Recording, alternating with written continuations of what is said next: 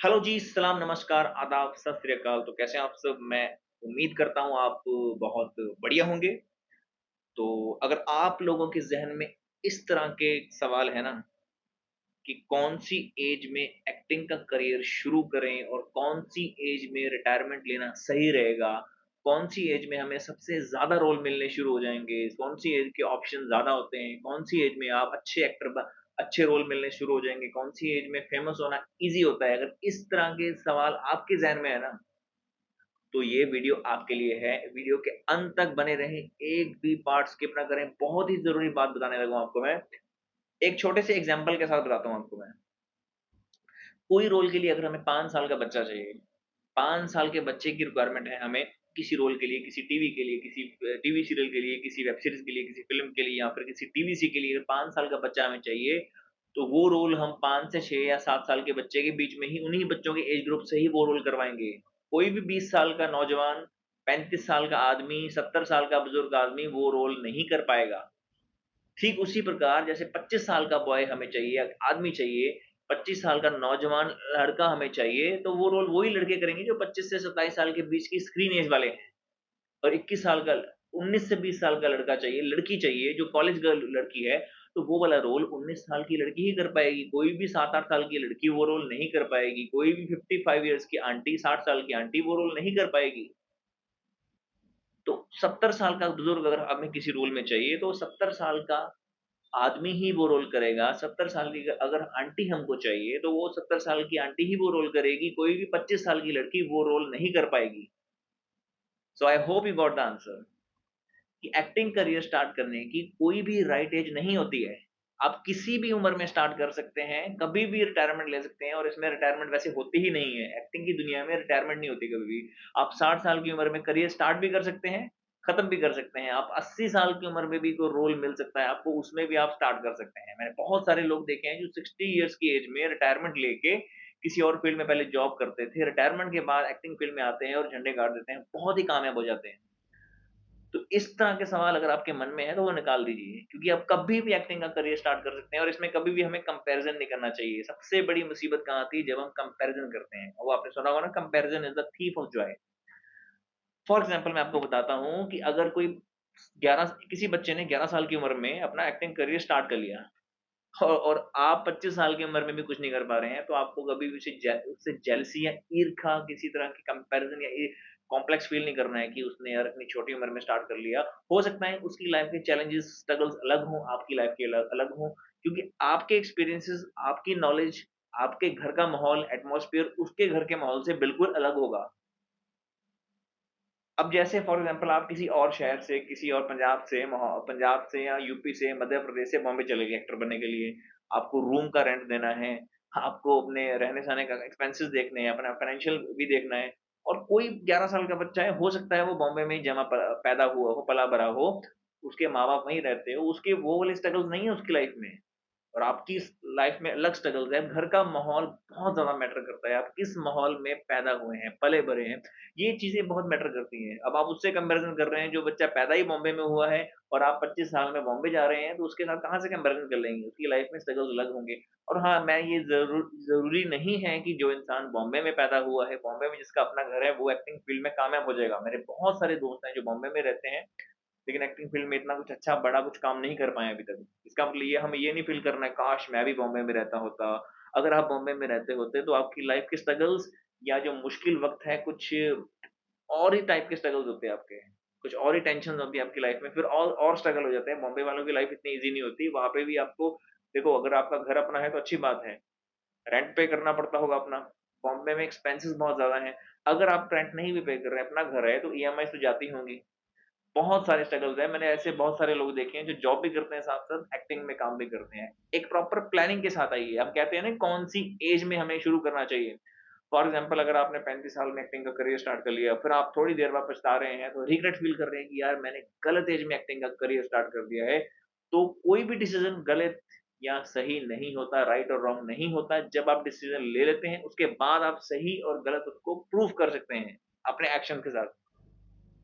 जो भी आप काम कर रहे हैं, आपकी बॉडी लैंग्वेज में दिखना चाहिए, आपके एक्शंस में दिखना चाहिए, आपका जो पहले तो प्रॉपर प्लानिंग के साथ बॉम्बे में जाना चाहिए। एक्टिंग फ़ील्ड बॉम्बे में छोड़ो, एक्टिंग फ़ील्ड में अगर जाना चाहिए, तो आप प्रॉपर प्लानिंग के साथ जाना चाहिए। और सच्ची बताऊँ, बॉम्बे में जाने की ज़रूरत भी नहीं है आज की डेट में एक्टिंग एक्टर बनने के लिए। आपके पास खुद के ही बहुत सारे प्लेटफ़ॉर्म्स हैं।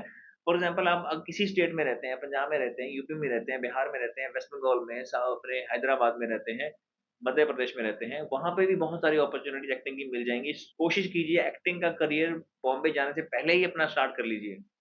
अपने ही शहर में छोटे-मोटे कोई रीजनल सिनेमा कुछ तो चलता होगा, कोई टीवी सीरियल, कोई शॉर्ट फ़िल्म, कोई वेब सीरीज़, कोई फ़िल्म की शूटिंग आपके शहर में कभी न कभी तो होगी। अपने शहर के जो लोकल थिएटर ग्रुप्स हैं, वहाँ से कॉन्टैक्ट कीजिए सबके साथ।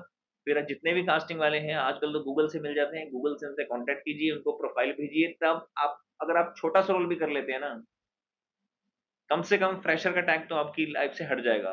फ्रेशर तो नहीं रहेंगे आप। क्योंकि अगर आप एज़ अ फ्रेशर बॉम्बे में जा रहे हो, तो बहुत स्ट्रगल होने वाला है। बहुत अगर आप अपने ही शहर में छोटे-मोटे रोल कर लेंगे ना, आपको ये थोड़ा-सा बिलीव हो जाएगा, सेल्फ बिलीव हो जाएगा। आपको ये पता चल जाएगा कि it is my cup of T और नॉट। आपको ये पता चल जाएगा कि मुझे एक्टिंग में आगे कंटिन्यू करना है या नहीं करना है। क्योंकि हो सकता है बॉम्बे जाके आप फ्रस्ट्रेट हो जाएँ। इसीलिए मैंने बोला प्लानिंग के साथ आप एक्टिंग फील्ड में आइए। अगर आप बॉम्बे जा रहे हैं, तो अपने फाइनेंशियल एक्सपेंसेस देख के आइए। अगर आप 6 महीने का खर्चा उठा सकते हैं, 6 महीने का रेंट का खर्चा, खाने का खर्चा, स्ट्रगल का खर्चा आप उठा सकते हैं, फिर तो आप उस हिसाब से आइए, 6 महीने की प्लानिंग करके आइए, 6 महीने में इतने ऑडिशन दीजिए, कोशिश कीजिए कि 6 महीने में कामयाब हो जाइए। बहुत सारे लोग हैं, कुछ लोग 6 महीने में कामयाब हो जाते हैं और कुछ लोग 6 साल में भी नहीं होते। सबका अलग-अलग स्ट्रगल होता है लाइफ़ का, सबकी अलग-अलग लुक्स होती हैं। जैसे आपने कहा ये सवाल हमारा आज का वीडियो का टॉपिक था कि किस एज में हमें एक्टिंग का करियर स्टार्ट करना चाहिए। कोई भी राइट एज नहीं होती, किसी भी एज में शुरू कर सकते हैं, किसी भी एज में हम फेमस हो सकते हैं, किसी भी एज में हम स्टार बन सकते हैं, किसी भी एज में अच्छे रोल हमें मिल सकते हैं। हमारे ही मन में ये होता है कि जवान यंग एज में ना अच्छे-अच्छे रोल मिल जाते हैं, हमें लीड रोल मिल जाता है। बस पहली बात तो आज के ज़माने में लीड का ज़माना ही नहीं रह गया है, वेब सीरीज़ के आने के बाद सबको एक तरह की बराबर की इम्पोर्टेंस मिलनी शुरू हो गई है एक्टिंग की फील्ड में। अगर आप ये सोच रहे हैं कि मैं मतलब लीड रोल ही करने आया हूँ, तो आप भूल जाइए एक्टिंग की फील्ड में। आज के ज़माने में लीड रोल करना बहुत मुश्किल है। जो भी रोल मिलता है छोटे-मोटे करते जाइए, अपनी एक्टिंग को पॉलिश कीजिए पहले। छोटे रोल्स कर अपनी एक्टिंग को पॉलिश कीजिए, उसके बाद अगर किसी कास्टिंग वाले को, किसी डायरेक्शन टीम को, किसी प्रोड्यूसर को, किसी क्रिएटिव को लगता है कि अगर आप लीड रोल करने के काबिल हैं, लायक हैं, तो वो खुद ही आपको कॉन्टैक्ट कर लेंगे क्योंकि आपकी प्रोफाइल जितनी फैल चुकी होगी। मैं एग्ज़ाम्पल बताता हूँ, अगर आप 6 महीने बॉम्बे में रह गए, 6 महीने आपने बॉम्बे में स्ट्रगल कर लिया, हार्ड वर्क कर लिया, ऑडिशन दे दिए, तो आपके फ़ोन में अपने आपके मोबाइल फ़ोन में इतने सारे कास्टिंग वालों के कॉन्टैक्ट्स आ जाएँगे, कुछ लोग आपको पहचानने लगेंगे। बहुत सारे लोग आपको वैसे सामने से मिले नहीं होंगे, लेकिन फ़ोन कॉल पे, व्हाट्सएप पे आपको जानते होंगे, आपको वो अपडेट्स खुद ही भेजना स्टार्ट कर देंगे। तो पहले तो ये कोशिश कीजिए कि अपने ही शहर में रीजनल सिनेमा में अपना करियर एक्टिंग का स्टार्ट कर लीजिए। उसके बाद बॉम्बे जाइए, थोड़ा आपको थोड़ा फ़ायदा हो जाएगा, प्रेशर का टैग हट जाएगा, दिखाने के लिए कुछ होगा कि जब भी आप किसी कास्टिंग वाले के पास जाएँगे ना, या किसी डायरेक्टर के पास जाएँगे काम लेने के लिए, ऑडिशन देने के लिए, वो आपका उनका सबसे पहला यही सवाल होगा कि आपने इससे पहले क्या कर रखा है? और आप सच बताऊँ, बात थोड़ी कड़वी लगेगी, सुनने में बुरी लगेगी कि जो फ्रेशर लोग होते हैं, उनको ज़्यादा इम्पोर्टेंस नहीं दी जाती। उनको ज़्यादा ध्यान से नहीं देखते वो, क्योंकि उनको पहले से ही पॉलिश्ड एक्टर चाहिए होते हैं। या फिर किसी थिएटर ग्रुप को जॉइन कर लीजिए, वहाँ से आप एक्टिंग सीख सकते हैं और एक्टिंग के लिए जो प्रॉपर एजुकेशन चाहिए होती है, आप थिएटर ग्रुप जॉइन कर सकते हैं। मतलब किसी अच्छे थिएटर ग्रुप को जॉइन कर सकते हैं। और अगर आप ग्रेजुएट हैं, अगर आपकी उम्र 30 ईयर्स तक की है, तो आप एनएसडी के लिए अप्लाई कर सकते हैं, एफटीआई के लिए अप्लाई कर सकते हैं। एफटीआई की जो मिनिमम रिक्वायरमेंट है, ग्रेजुएशन है, वहाँ पे आप एक्टिंग की तालीम ले सकते हैं। अब कुछ कुछ समय बाद ये पता चल जाएगा कि एक्टिंग फ़ील्ड आपके लिए है या नहीं है। कुछ लोग, मैंने बहुत सारे लोग देखे हैं, एक्टिंग आते हैं एक्टिंग करने, लेकिन कुछ और ही काम करने लग जाते हैं फ़िल्म लाइन में ही। फॉर एग्ज़ाम्पल वो कैमरे का काम सीख लेते हैं, बिहाइंड द सीन सीख लेते हैं, वीडियो एडिटिंग सीख लेते हैं, एडी बन जाते हैं, डायरेक्शन का काम सीख लेते हैं, प्रोडक्शन में लग जाते हैं। ये भी बहुत अच्छा करियर है। अगर आप उस फ़ील्ड में भी जा रहे हैं, तो आपको सबके अलग-अलग शौक होते हैं। किसी को स्टार्टिंग में आके पता चल जाता है कि फ़िल्म लाइन मेरे लिए नहीं है, तो वो अपने हिसाब से, अपनी कन्वीनियंस के हिसाब से, अपने कम्फ़र्ट लेवल के हिसाब से अपना अपना करियर चूज़ कर लेते हैं और अपने अपने आगे अपने आप को अपनी लाइफ़ में कामयाबी के रास्ते पे निकल पड़ते हैं। वैसे ही आपको करना है, आपको पहले ही जानना है कि आपको एक्टिंग ही करनी है कि इधर-उधर सिर्फ़ पैसा कमाने गए हैं, आप ग्लैमर वर्ल्ड से अट्रैक्ट तो नहीं हो गए। बहुत सारे लोग ना ग्लैमर की दुनिया से बड़ा अट्रैक्ट हो जाते हैं कि मैं बॉम्बे में जाके मज़े करूँगा, ऐसे करूँगा, क्योंकि हम फ़िल्मों में देखते हैं कि मुंबई की दुनिया ऐसी है। मतलब ना पार्टीज़ में जाएँगे, क्लब्स में जाएँगे, बॉम्बे की दुनिया बहुत बढ़िया है, लेकिन आपके लिए नहीं है वो। जब आप कामयाब हो जाएँगे, बड़े स्टार बन जाएँगे, तो आपकी लाइफ़ बढ़िया होएगी। स्टार्टिंग में तो बॉम्बे शहर में सर्वाइव करना भी मुश्किल हो जाएगा। आपने देखा होगा इतने बड़े-बड़े घर होते हैं, तो इतने बड़े घर बॉम्बे में असल में नहीं होते हैं, छोटे-छोटे घरों में रहना पड़ेगा। कभी-कभी हो सकता है कि एक कमरे में 5 लोगों के साथ आपको रेंट पे रहना पड़े। छोटे-छोटे घर होते हैं। उस हिसाब से आप अपनी कन्वीनियंस के हिसाब से, अपने कम्फर्ट लेवल के हिसाब से आप बॉम्बे में जाइए। और स्ट्रगल तो मैं नहीं कहूँगा, हार्ड वर्क करिए। हार्ड वर्क करना स्टार्ट करिए, आपको कभी न कभी कामयाबी ज़रूर मिलेगी और सबका स्ट्रगल अलग-अलग होता है। कभी भी अपनी लाइफ़ को किसी और के लाइफ़ से कंपेयर मत कीजिए। अगर आपके पास 6 महीने का एक्सपेंसेस है, तो 6 महीने ही हार्ड वर्क कीजिए। अगर आपके पास 1 साल के पैसे हैं, फाइनेंशियल अगर आपके फाइनेंसेस आपको अलाउ कर रहे हैं 2 साल रुकने के लिए, तो 2 साल अपना हार्ड वर्क कीजिए, ऑडिशंस दीजिए। और कुछ लोग, मैं ये नहीं कहूँगा कि 2 साल जब आपके खत्म हो जाते हैं, आप बॉम्बे छोड़ के वापस घर चले जाइए, कुछ और काम लग जाइए ताकि आपके घर की फाइनेंशियल कंडीशन ठीक हो जाए, उसके बाद आप साथ-साथ एक्टिंग करते करते जाइए। कुछ लोग पार्ट टाइम एक्टिंग करते हैं, कुछ लोग फुल टाइम एक्टिंग करते हैं। वो आपके ऊपर मनहसर है कि आपको किस टाइप के रोल रोल मिलते हैं और रोल तो आपको मिलेंगे आपकी एक्टिंग के बेसिस पे एंड सेकंड थिंग इज़ आपकी शक्ल के बेसिस पे। अगर आपकी शक्ल उस कैरेक्टर के लिए, डॉक्टर की लुक के लिए जा रही है, तो वो डॉक्टर की लुक का रोल आपको मिल जाएगा। अगर आपकी शक्ल ऑटो वाले कैरेक्टर पे जा रही है, तो उसी टाइप का रोल आपको मिलेगा। तो आपको ये चीज़ों में नहीं पड़ना है कभी कि उसको रोल मिल रहे हैं, मुझे नहीं मिल रहे। सबका स्ट्रगल अलग होता है। एक्टिंग की फ़ील्ड एक अनप्रेडिक्टेबल लाइन है, मैंने पहले भी बोला, कभी भी शुरू कर सकते हैं, कभी भी खत्म कर सकते हैं। कोई भी राइट एज नहीं होती शुरू करने की, कोई भी खत्म करने की एज नहीं होती, रिटायरमेंट की कोई एज नहीं होती। अपने कन्वीनियंस के हिसाब से, अपने कम्फर्ट लेवल के हिसाब से अगर आप शादीशुदा हैं, अगर आपके पार्टनर काफ़ी सपोर्टिव हैं, फिर तो और बढ़िया हो जाएगा। फिर तो उसके जैसी, जैसे पंकज त्रिपाठी की वाइफ़, जब वो पंकज त्रिपाठी जब बॉम्बे गए थे, तो उनकी वाइफ़ टीचर थी स्कूल में, तो वो एक्टिंग में स्ट्रगल कर रहे थे। उनकी वाइफ़ ने उनको सपोर्ट किया। अगर आपके पार्टनर सपोर्टिव है, बहुत बढ़िया बात है, लेकिन ऐसा आज के ज़माने में बहुत कम होता है, बहुत कम पार्टनर्स होते हैं जो आपको सपोर्ट करेंगे एक्टिंग फील्ड में। कोशिश कीजिए कि पार्टनर आप इसी लाइन में से ढूँढ लीजिए, फ़िल्म लाइन में से। अगर नहीं मिल रहा है किसी और लाइन का, आपको सपोर्ट कर रहा है, तो बहुत बढ़िया बात है, आपके लिए बहुत अच्छा हो जाएगा।